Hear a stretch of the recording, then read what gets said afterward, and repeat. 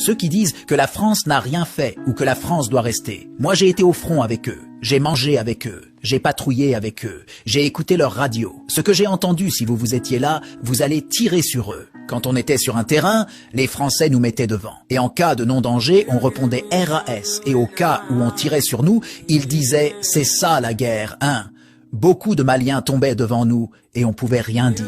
Il te suffisait de te révolter et le lendemain Bamako te rappelait. C'est-à-dire si 100 militaires maliens mourraient, un seul Français tombait ou 0 perte côté français. Je me rappelle de ce fameux jour où on était à 5 km de Kidal, on voyait déjà les rebelles reculer. On s'est dit, Kidal va tomber. Et pas moins de 15 minutes, un lieutenant-colonel vient nous annoncer qu'on est interdit de rentrer à Kidal. Moi et 4 de mes camarades, on a voulu forcer et désobéir à la France. Quand on avançait, ils ont dit clairement, un pas de plus et vous aurez chacun une balle dans la tête. C'est ce jour, j'ai pleuré comme un bébé. Et j'appelle nos supérieurs à Bamako.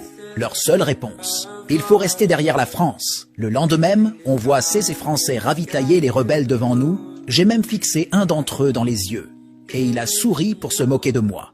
Après le ravitaillement et le don de 8 véhicules pick-up, 6 Français nous ont dit qu'ils l'ont fait pour la paix entre l'Azawad et le Mali. Je me suis encore révolté. C'est dans ce contexte que je me suis vu livrer à ces rebelles un jour. D'après eux-mêmes, les patrouilles, alors qu'ils avaient donné notre position afin que moi et mes collègues révolutionnaires soient arrêtés. Effectivement, nous avons été arrêtés. Et à la radio, j'entendais Bravo et les autres gamins dans le panier.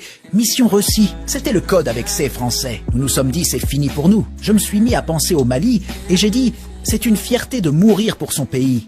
Et je